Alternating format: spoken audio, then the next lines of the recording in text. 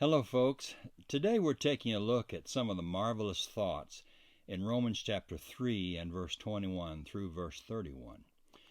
You know, this text brings out something of the grandeur of God's saving work in Christ. Here, Paul writes of the righteousness of God, the sin of human beings, and salvation in Christ. And he views this salvation in Christ in three ways. He views it as justification, redemption, and as propitiation. Now, for us to get the most from this text, I think we probably need to define some of the terms that Paul uses, because these are words that, although they are good words and Bible words, they're not words that we typically use in our everyday vocabulary. And so we may not know the richness and the meaning of these terms. So let's do that. Let's first of all define these terms. In verse 21, Paul talks about the righteousness of God. The righteousness of God. Now, in this verse, the righteousness of God could probably mean one of two things, and both of these meanings really overlap. Paul could be referring to God's plan for making men and women right in His sight, or he may be referring to the right standing that God gives to human beings. So either the plan for making people innocent of sin, or the acquittal from sin and guilt itself that God gives to people. I think the former makes the greater sense. God's plan for giving people a right standing in His sight has been disclosed, Paul writes. It has been revealed. And that plan was attested by the law and the prophets, so you could read the Old Testament and see where God was going with this plan to give a right standing to His children. And what Paul tells us here is that it's not a plan based on works of the law, but rather it is a plan that is made possible by the faithfulness of Christ for all who believe. This plan for making people right in God's sight is based on faith, not on works. That is, God does not require that we perfectly obey law, only that we trust Him who did perfectly obey God's law, and of course that would be Jesus.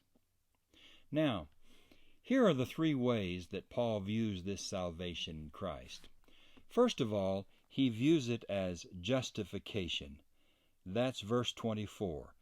They are now justified by His grace as a gift, Paul writes. Now, to justify a person is to declare him or her free from guilt. This language, as you might know, comes from the law court. Law cannot declare a person just or free from guilt, Paul writes, because all have sinned. And once a person sins under the law, there's no way for the law to acquit that person of guilt or of sin. Apart from law, a plan of righteousness has been revealed, Paul writes, and this right standing before God, this declaration of freedom from sin and guilt, is free. It's a gift. It's by God's grace. A second term that I think we ought to define is redemption. This acquittal of sin and guilt is through the redemption that is in Christ Jesus. That's what Paul writes again in verse 24. It's through the redemption that is in Christ Jesus. Now, this word, redemption, is a picturesque word. It means liberation from bondage. Originally, it was used to refer to the release of prisoners of war on the payment of a price or ransom. Later, it was used to refer to the freeing of slaves by the payment of a price. So when the text says that we have been given redemption in Christ, it means that we have been liberated or freed from our bondage to sin. So, we have been forgiven of sin, that's justification, and we have been liberated from the bondage of sin and the power of the devil, and that's redemption. Now, the third way that Paul views salvation is in verse 25. There, Paul writes that God put forward Jesus as a sacrifice of atonement. Sacrifice of atonement. That's what my translation says. The word here that Paul uses is literally the word for propitiation. Now, that's not a word we use commonly in our everyday language, is it? Propitiation. What Paul writes here is that Jesus is our propitiation, or the propitiatory sacrifice that appeases God's anger towards sin. To propitiate is to appease, or to make favorable to.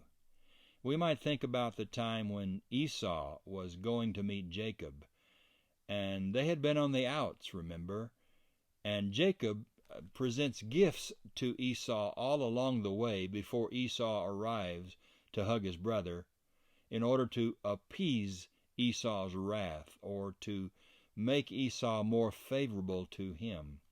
And what Paul writes in Romans chapter 3 is that the sacrifice of Jesus made it possible for God's wrath to be removed from sinners. Now, not that he was angry with sinners, no, but angry with sin, and what sin does to his children, and how that sin is opposed to his justice. And so Paul writes that Jesus is the sacrifice that makes God favorable to us by appeasing God's wrath, God's anger toward sin and toward evil. And in closing, I like what we have in verse 26, where Paul writes that God showed his righteousness to prove at the present time that he himself is righteous, and that he justifies the one who has faith in Jesus. Somehow, Paul writes, God found a way to be both just. He couldn't just wink at sin. That would deny his justice, that character that describes our God so much. He couldn't wink at sin. He found a way in the sacrifice of Jesus to be both just and the justifier of those who have faith in Jesus. In other words, God found a way to demonstrate both his justice and his mercy in the cross. What a God we serve! And our response to this marvelous passage that speaks of God's saving act in Jesus Christ? Awe, gratitude, praise, worship, love. What a God we serve!